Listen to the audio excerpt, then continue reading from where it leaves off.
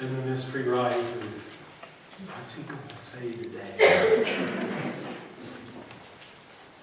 You know, this is probably going to be one of the toughest sermons that I ever give because it touches most closely to my heart. The reading today is from the 15th chapter of Luke. It's the beginning of lost things. It's the beginning of the finding of lost things. Now all the tax collectors and sinners were coming near to listen to him. And the Pharisees and the scribes were grumbling and saying, "This fellow welcomes sinners, and he eats with them." So he told them this parable. There was a man who had 2 sons. The younger of them said to the father, "Father, give me the share of the property that will belong to me." So he divided his property between them. A few days later, the younger son gathered all he had and traveled to a distant country. And there he squandered his property in desolate living. When he had spent everything, a severe famine took place throughout the country, and he began to be in great need. So he went and he hired himself out to one of the citizens of that country, who sent him to his fields to feed the pigs. He would gladly have filled himself with the pods of the pigs that the pigs were eating, and no one gave him anything. But when he came to himself, he said, "How many of my father's hired hands have bread enough, and even enough to spare? But here I am dying of hunger.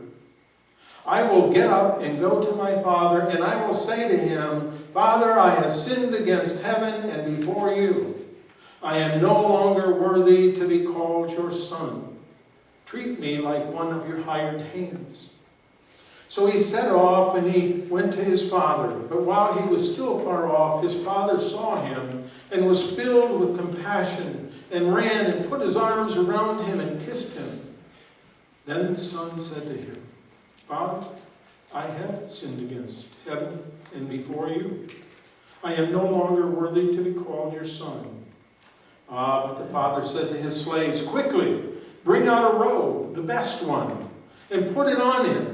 Put a ring on his finger and sandals on his feet. And get the fatted calf and kill it, and let us eat and celebrate. For this son of mine was dead and is alive again. He was lost, and he is now found.' And they began to celebrate. Now his elder son was in the field, and when he came and approached the house, he heard the music and the dancing. And he called one of the slaves and asked what was going on. And the slave replied, 'Your brother has come, and your father has killed the fatted calf, because he has gotten him back safe and sound.' Then he became very angry and refused to go in. His father came out and began to plead with him. But he answered his father, 'Listen, for all of these years I have been working like a slave for you, and I have never disobeyed your command. Yet you have never given me even a young goat, so that I might celebrate with my friends. But when his son of yours comes back, who has devoured your property with prostitutes, you killed the fatted calf for him.' Then the father said to him, 'Son, you are always with me, and all that is mine is yours.' But he had to celebrate and rejoice, because this brother of yours was dead, and he has come to life. He was lost, but has been found." This is the word of our Lord.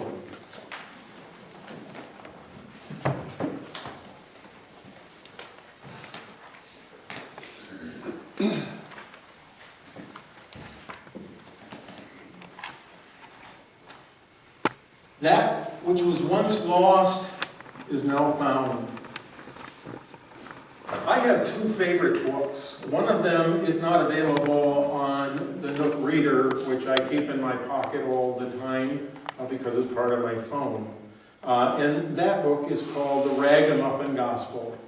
And very often when I'm alone, I will pull out the Ragamuffin Gospel to read it.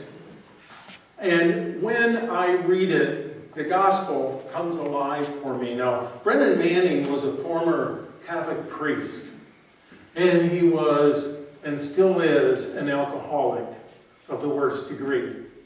And so he struggles and fights with his pain every single day. Temptation every single day. But you know, it's made him an absolutely marvelous insight to the heart of God. This is what he put in his foreword of the book, The Ragamuffin Gospel. I'll repeat that several times. And if you can't find it, you come see me and I'll get you one. Because it is alive with God's mercy and grace. The Ragamuffin Gospel was written with a specific reading audience in mind. This book was not for the super spiritual. This is not for muscular Christians who have made John Wayne and not Jesus their hero. It is not for academians who would imprison Jesus in an ivory tower of exegesis. I'll tell you what exegesis is after the service. It is not for the noisy, feel-good folks who manipulate Christianity into a naked appeal for emotion. It is not for hooded mystics who want magic in their religion.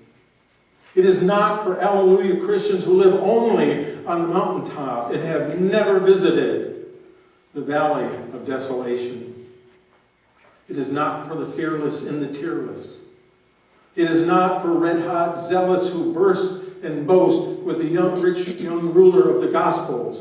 All of these commandments, he boasted, I have kept from my youth. It's not for the complacent, hoisting over their shoulder a tote bag of honors and diplomas and good works, actually believing they have made it. It's not for the legalists who would rather surrender control of their souls to the rules than run the risk of living in a union with Jesus. If anyone is still reading along or listening, the Ragamuffin Gospel was written for the belaggard, beat up, and burnt out. It is for the sorely burdened who are still lifting the heavy suitcase from one hand to the other with their thoughts of the sins that burden them. It is for the wobbly, the weak-kneed, who know they don't have it all together and are too proud to accept the handout of amazing grace. It is for the inconsistent, unsteady disciples whose cheese has fallen off their cracker. It is for the poor. It is for the weak. For the sinful men and women with hereditary faults and limited talents. It is for the earthen vessels who shuffle along on feet of clay. It is for the bent and the bruised who feel that their lives are grave disappointments to God. It is for smart people who know they are stupid, and honest disciples who admit that they are scallywags. The Ragamuffin Gospel is a book I wrote for myself and anyone who has grown weary and discouraged long. Do you fit? Did you hear your name in there? Did you see a description? We're all scallywags in one form or another. But today's reading should be called the celebration of forgiveness, because it identifies us with not only the younger brother who spends it all in desolate living, but on a brother who stays behind and then complains because 2/3 of that inheritance was his. And then he complains about a fatted calf. Or maybe we can be like the Father, who is also extravagant. Did you know that? God is extravagant in his mercy. He is extravagant in his grace. He is extravagant in his giving to us the love that only God, the creator of humanity, could give us. And yet he does it time and time again. I remember when I was in my 30s, and I'll be honest with you, I didn't want anything at all to do with church anymore. I was turning my back. I said that, it is a place full of hypocrites. Full of them. And God taps me on the shoulder and says, you know what? It's okay. We can use one more. Amen. Absolutely. He can use one more. He didn't call you because you were perfect. He called you because you're perfectly you. With all your frailties, with all your shortcomings, with all your lack of wisdom, with all your lack of Bible knowledge. He didn't leave me, and he isn't leaving you. I felt like I was running away. I felt like I was getting away. No more of that churchy stuff for me. Little did I know that he was going to send a wife to deliver a message. That's exactly what I was supposed to do. But you know what it was like? It was like God, who never left me, allowed me to get out to the extent of, I'm going out this far because this is how far PJ gets on the end of his leash.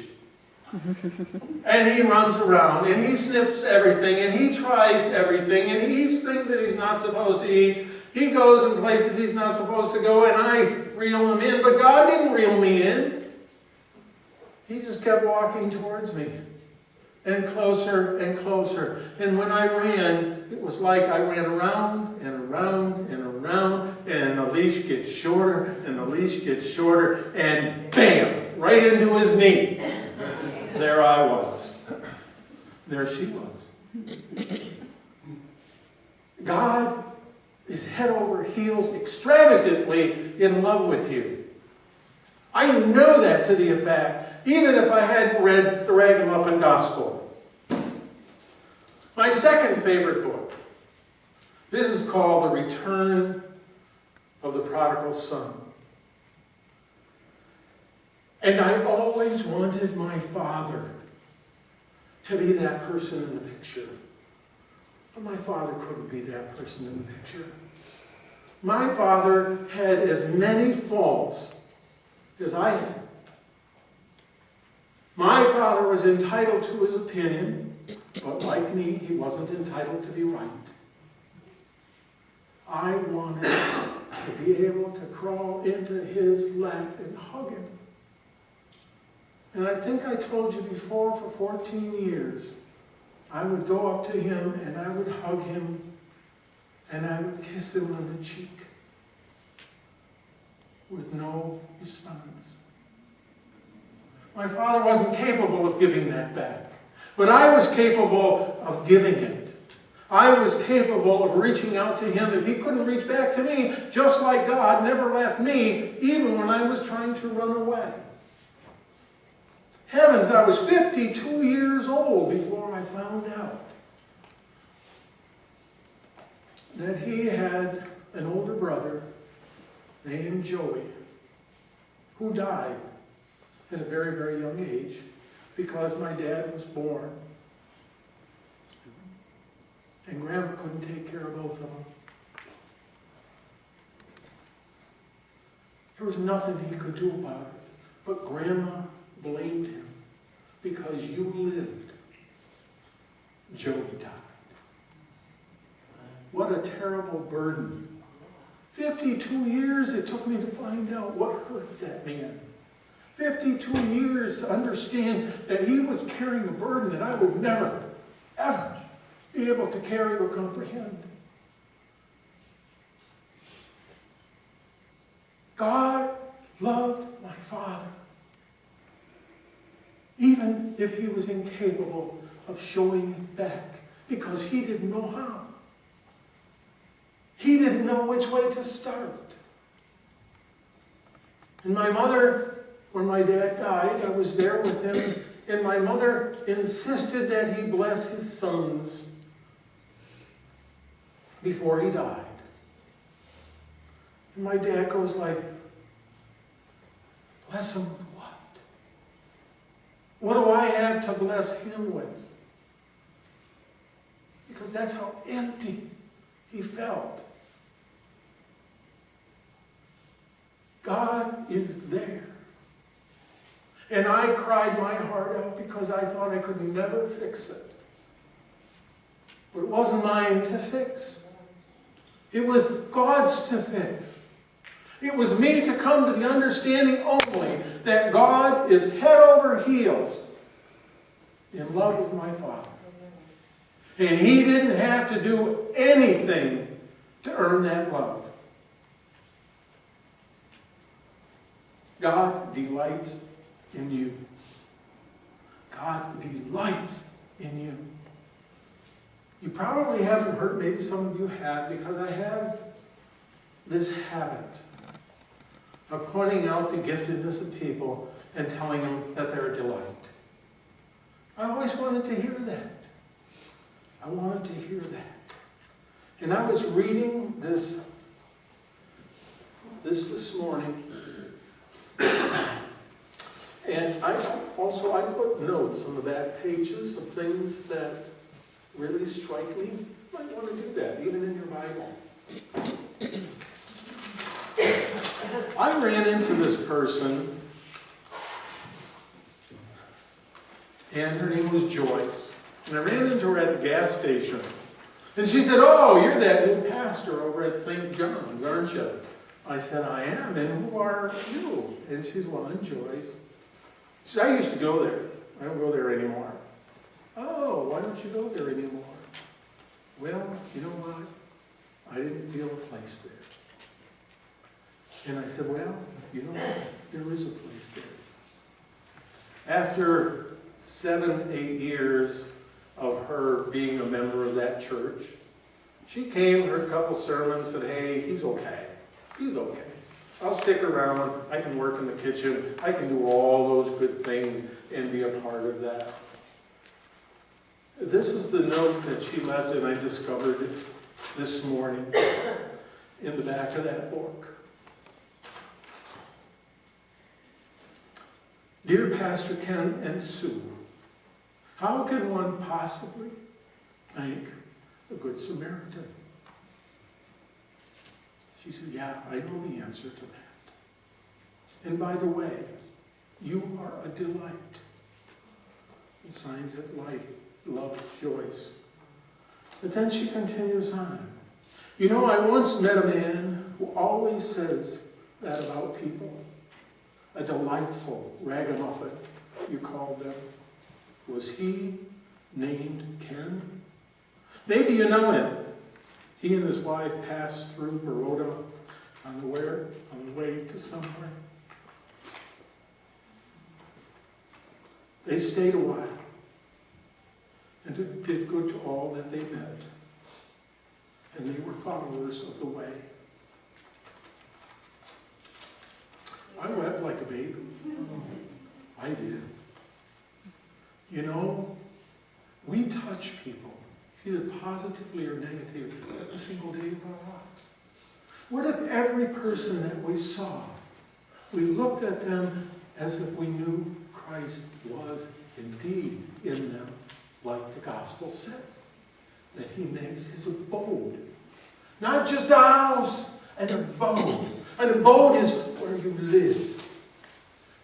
It's got oddities on the shelves. It's overstuffed in the closets. It has garbage by the back door. That's the abode. And God chose each of us to live and dwell there. So now we're faced with this thought today. Who are we? Are we the son who ran away and demanded his inheritance, which is the same as wishing your father is dead? It is. And so the father divides that gift. 2/3 to the elder, 1/3 to the younger. Or are we that elder brother who complains? He has it all. He has it all. And he has to call and complain about this younger brother, or younger sister, or older brother, or older sister, whoever it is that we are. We fall in line with one of those. Or can we be, based on the Holy Spirit dwelling in us, the one who pours out love unconditionally, who pours out love lavishly, and runs out to greet the estranged, runs out to greet the afflicted? Which one are you? May I hear an amen? Amen.